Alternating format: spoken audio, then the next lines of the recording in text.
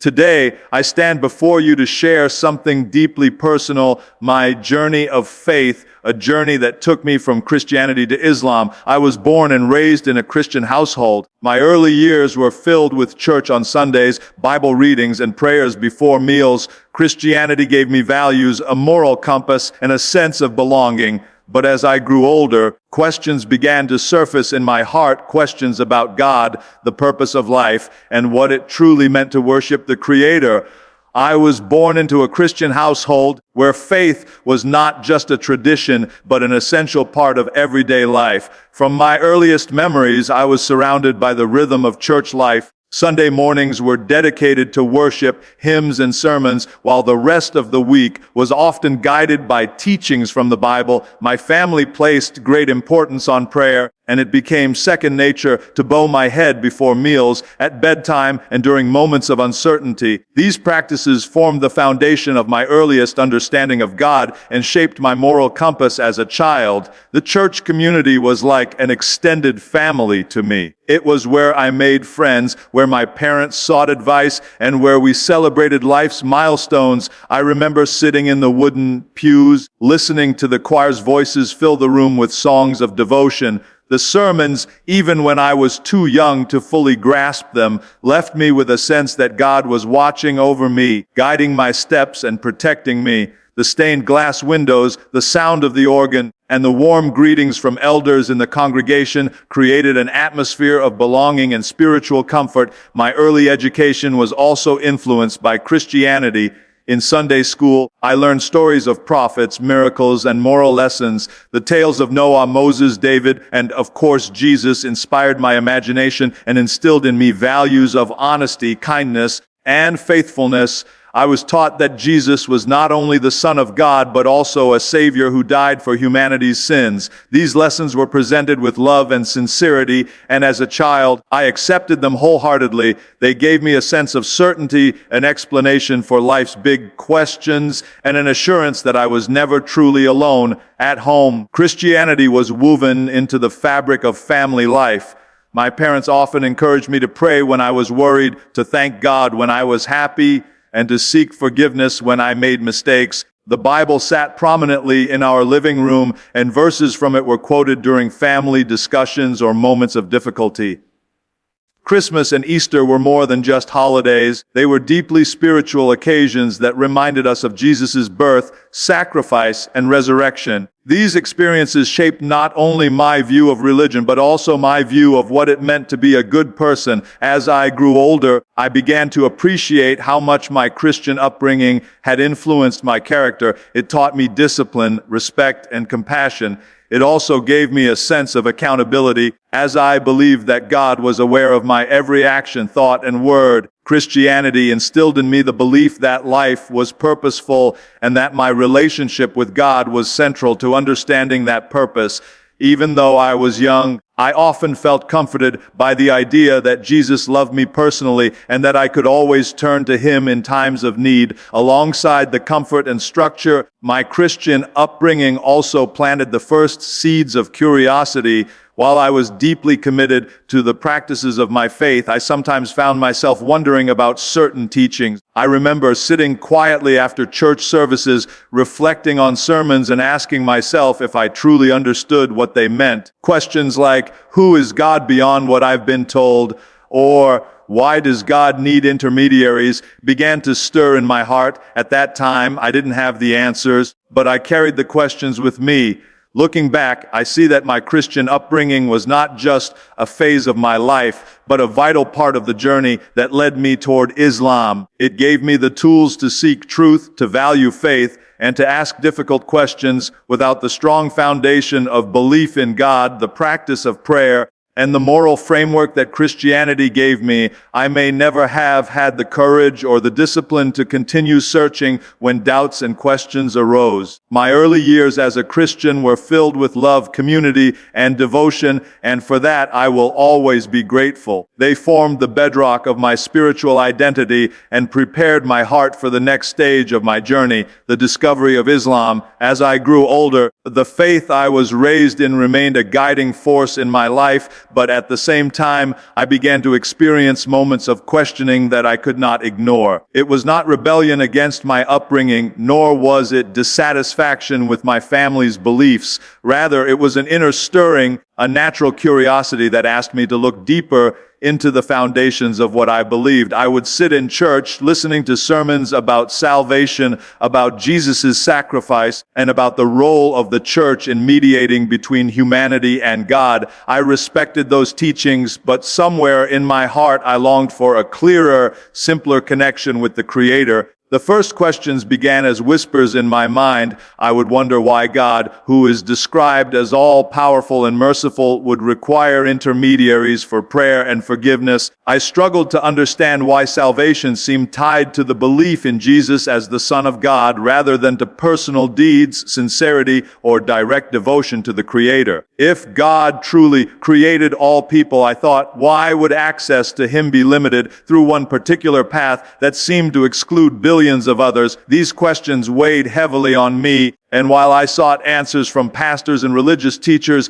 the explanations often left me with even more uncertainty. There were times when I would open the Bible, searching for comfort or clarity, but instead I would encounter passages that raised further questions. The Trinity was one of the most difficult concepts for me to grasp. I tried to understand how God could be three in one, Father, Son, and Holy Spirit, yet still be a single deity. The more I thought about it, the more it seemed to clash with the simple belief I held as a child that God was one, supreme, and indivisible. I wanted to believe wholeheartedly, but my mind kept returning to this tension between what I was taught and what seemed logical to me.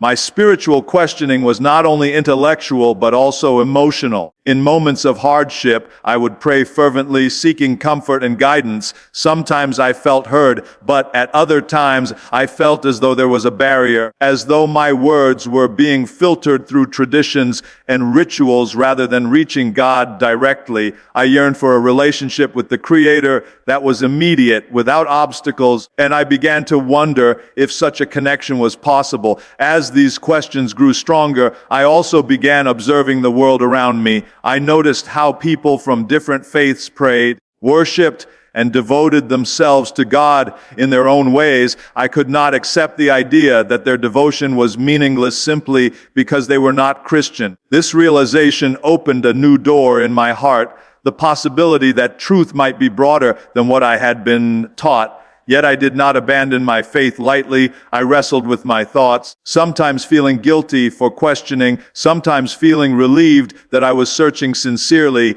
The journey of questioning was often lonely. Friends and family, deeply rooted in Christianity, could not always understand why I felt unsettled. To them, faith was a matter of acceptance and trust, not constant examination. For me, however, faith demanded honesty. I could not ignore the questions that came to me, nor could I silence the voice within that asked me to seek a deeper understanding. Some nights I would lie awake, torn between loyalty to the faith of my family and the need to follow the call of my own heart. Yet even in those moments of struggle, I felt that my questioning was a form of devotion. I was not rejecting God. Rather, I was striving to know Him more intimately and truthfully. I believed and still believe that God plants curiosity in us for a reason, that questions are not obstacles but stepping stones toward greater clarity. My search was filled with uncertainty, but it was also filled with hope. I trusted that if I kept asking sincerely and with humility, God would guide me toward the answers I sought.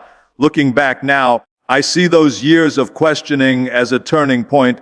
They prepared me to approach Islam with an open heart when I finally encountered it. Without that period of reflection and struggle, I might never have been ready to listen, to learn, and to accept. My doubts were not signs of weakness. They were signs of a soul searching for truth, a soul yearning for closeness to its Creator. And it was that longing, born in the quiet moments of questioning, that ultimately led me to the peace and clarity I found in Islam. My encounter with Islam was not something I had planned, nor was it a sudden shift that came overnight. It began quietly, almost unexpectedly. During the very time I was wrestling with the deepest questions of my faith, I had always thought of Islam as distant, something foreign that belonged to other people, other lands, and other cultures. Much of what I knew about it came from media portrayals, which were often negative, and from casual conversations that rarely went deeper than surface-level impressions. For a long time, I had no real desire to look into it, yet life has a way of guiding us toward what we need, often in ways we do not immediately understand. My first true encounter came through a friend who was Muslim. At first, I noticed subtle things about him: his calmness, his discipline, the way he excused himself to pray even in the middle of a busy day. It was not the words he spoke that drew my attention, but the way his faith seemed to shape his character. I began to wonder what it was that gave him such serenity. Eventually, in a casual conversation, he mentioned a verse from the Quran, and the way he spoke about it stirred my curiosity. I had never thought of the Quran as a book of wisdom accessible to anyone. I assumed it was strictly for Muslims. That night, I decided to search for an English translation online, not out of intention to change my religion, but simply to see for myself. Reading the Quran for the first time was unlike any other experience. The words felt direct and unfiltered, as though they were speaking to my heart without needing interpretation. I was struck by the clarity with which God's oneness was described. The message was simple: there is only one God, the creator of the heavens and the earth, merciful and just, and every human being can turn to him directly without any intermediaries. This resonated deeply with the questions I had carried for so long. It was as if I had finally stumbled upon the missing piece of a puzzle that I had been struggling to complete. The more I read, the more I was surprised by the familiarity within its pages. Stories of prophets I already knew: Adam, Noah, Abraham, Moses, and Jesus were present, but in a way that emphasized their humanity and their role as messengers of God. When I read about Jesus, I was especially moved. The Quran honored him as a noble prophet, born miraculously to Mary, yet it did not place divinity upon him. This perspective both challenged and comforted me.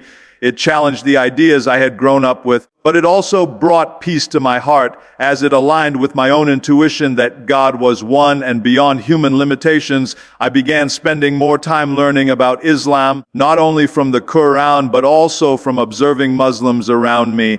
Their acts of worship, their manners, and their dedication to prayer 5 times a day spoke to me. I was touched by the idea that worship was not restricted to one day of the week, but was woven into every moment of life. The discipline of prayer, the act of fasting, the emphasis on charity, and the call to live justly and compassionately, all of it struck me as a practical way to live faith every day, not just in theory. At first, I was cautious. I told myself I was only studying, only seeking knowledge, but with each step I felt my heart being pulled closer. Islam was not presenting itself to me as something alien. Rather, it felt like a home I had never known I belonged to. The values of humility, justice, and devotion were not foreign. They were truths I had always longed for. My encounter with Islam was not a rejection of my past, but a continuation of the same search for God that had been planted in me since childhood. What began as curiosity grew into a deep engagement. I found myself returning to the Quran again and again, drawn by its simplicity and its powerful reminder that God is closer to us than our own veins. I attended lectures, asked questions, and spoke with Muslims who were patient and open-hearted in sharing their faith. Each interaction drew me deeper into reflection. I realized that what I was encountering was not just a religion, but a way of life that provided the answers my soul had been searching for all along. Looking back now, I see that my first encounter with Islam was a turning point. It was the moment when my spiritual questions began to find resolution, when the confusion I once carried started to clear. It was not a single conversation or a single verse or a single moment that changed me. It was the gradual unfolding of truth, revealed step by step, until I could no longer deny that I had found the path my heart had been yearning for. One of the most profound moments in my journey of faith was discovering how Islam speaks about Jesus. Coming from a Christian background, Jesus had always been at the center of my spiritual life.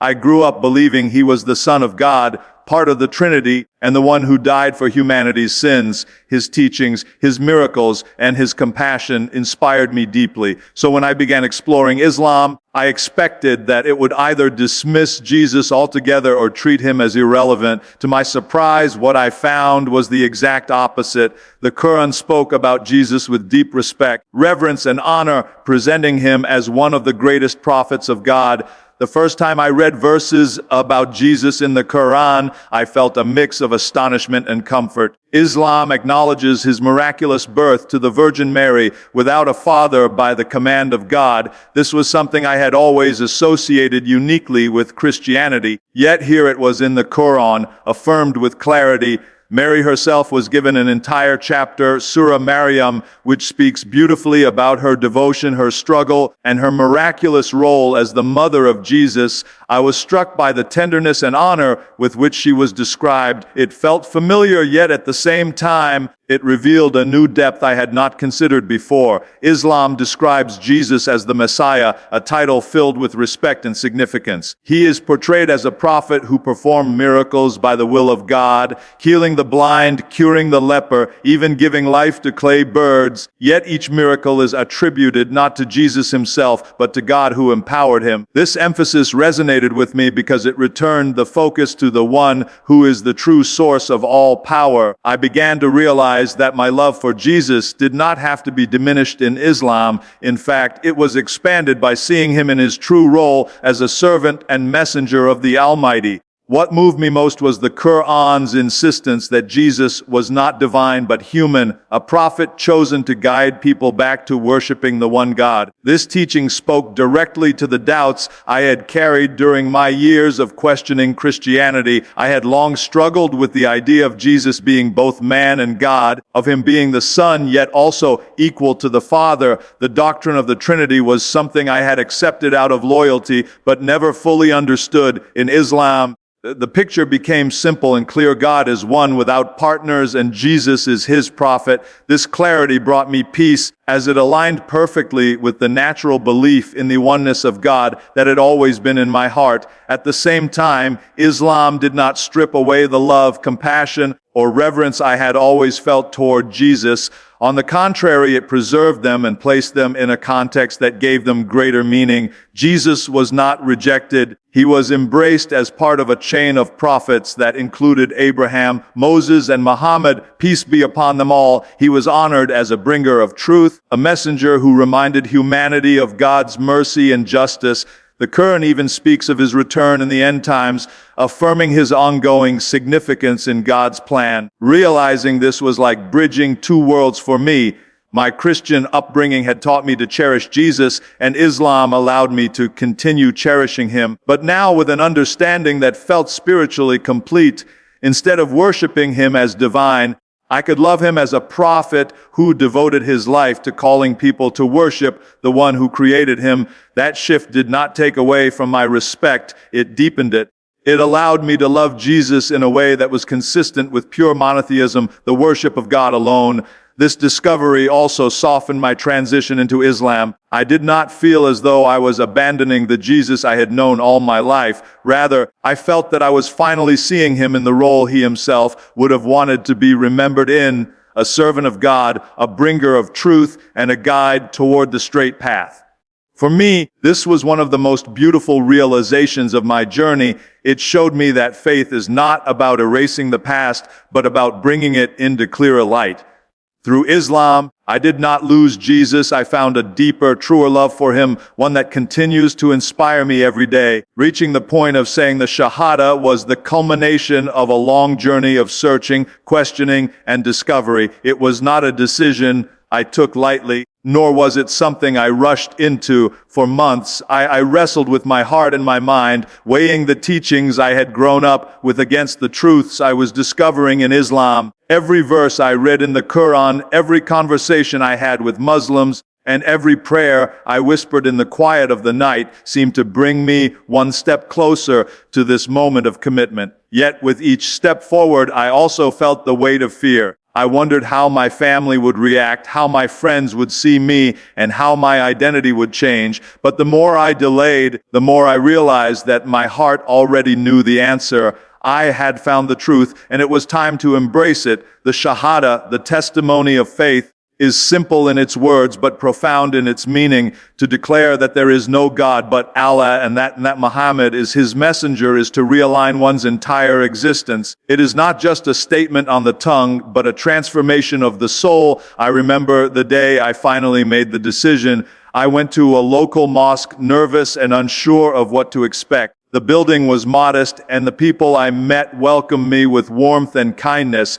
They could sense my hesitation, but they also understood the significance of the moment. One of the brothers explained to me that the Shahada was not about perfection or knowing everything at once.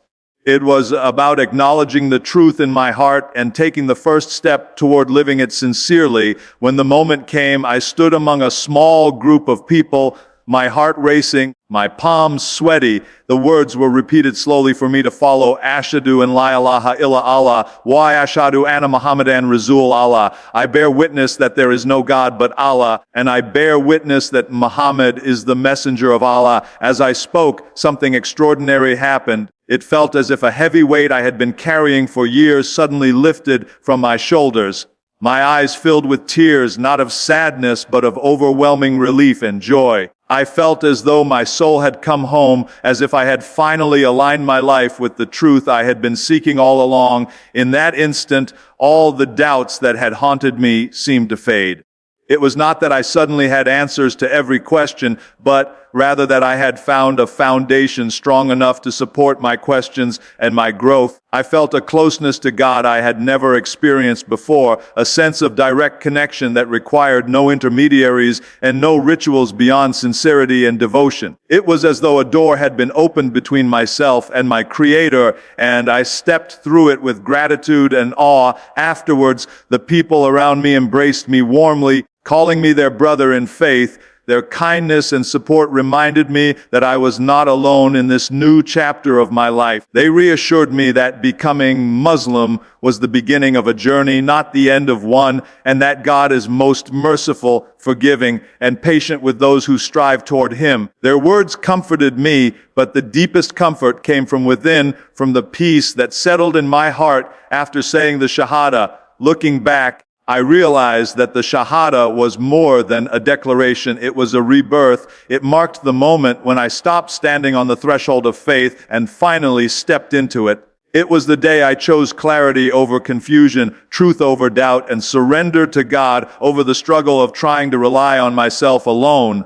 The simplicity of the words belied their depth, for they redefined my identity, my purpose, and my relationship with the Creator. Since that day, life has not been without challenges, but the peace I felt in that moment has never left me. It remains the anchor that carries me through every difficulty, reminding me of the day I found my way back to God. When I look back on my path from Christianity to Islam, what stands out most is that faith is not something that can be imposed, inherited, or borrowed. Faith is deeply personal, an individual journey that unfolds differently for every person. My experiences, my questions, and my discoveries were uniquely mine, shaped by the environment I grew up in, the doubts that stirred in my heart, and the truths I encountered along the way. What I have come to realize is that every person's journey toward God is like a fingerprint, distinct, unrepeatable, and perfectly suited to the soul that carries it. In my early years, I believed that faith was simply about following what I was taught. I accepted Christianity because it was the faith of my family and community, and it gave me structure and belonging. But as I matured, I began to understand that true faith cannot exist without sincerity. It is not enough to repeat prayers or follow rituals without conviction in the heart. That realization marked the beginning of my own personal search. I had to take ownership of my faith, to ask difficult questions, and to seek answers that resonated not only with tradition, but with reason and with the deepest part of my being. This search was not straightforward. It was filled with moments of confusion, guilt, and even fear. I worried about disappointing those I loved, about stepping outside of the familiar, about what it would mean to walk a path different from the one I had always known. Yet I also knew that ignoring my doubts would mean living a life that was outwardly religious, but inwardly unsettled. I came to see that faith, if it is to be genuine, requires courage, the courage to leave behind comfort in pursuit of truth, the courage to admit uncertainty, and the courage to embrace change when the truth becomes undeniable. Along this journey, I learned to see faith not as a destination but as a process. Saying the Shahada was not the end of my story but a beginning. Every prayer, every fast, every act of worship has become a step in a lifelong walk toward God. Sometimes I stumble, sometimes I struggle, but each effort brings me closer to the peace and clarity that I first felt when I accepted Islam. I have also learned to be patient with myself, to understand that growth takes time, and that God's mercy is greater than any of my shortcomings. What makes faith so personal is that it is built on the intimate relationship between the individual and the Creator. No one else can live that relationship for me. Family can guide, friends can advise, teachers can explain, but at the end of the day, faith is about the choices I make in the quiet moments when only God sees me. It is about what I believe in my heart, how I act when no one is watching, and how sincerely I turn to Him in times of need. That realization has given me freedom to worship without fear of judgment from others, freedom to seek knowledge from any source of truth, and freedom to grow at my own pace. I also came to respect the diversity of faith journeys in others. Just as mine led me from Christianity to Islam, someone else's may take a different path. I do not see my story as a blueprint for everyone, but as a testimony that God guides each soul in the way that is best for them. This has taught me humility. Instead of looking down on those who believe differently, I can appreciate their sincerity and recognize that faith is a road with many turns. My responsibility is not to judge, but to continue walking my own road with honesty and devotion. What makes faith powerful is not how similar it looks in different people's lives, but how deeply it connects each individual to their Creator. For me, Islam became the answer to the questions I had carried for so long, the home I had been searching for without realizing it. But what matters most is not the label of the religion itself. It is the sincerity of seeking, the courage to embrace the truth when it becomes clear, and the willingness to let faith shape every part of life. That is why I believe faith is, above all, a personal journey, a journey that begins in the heart and leads, step by step, back to the one who created it.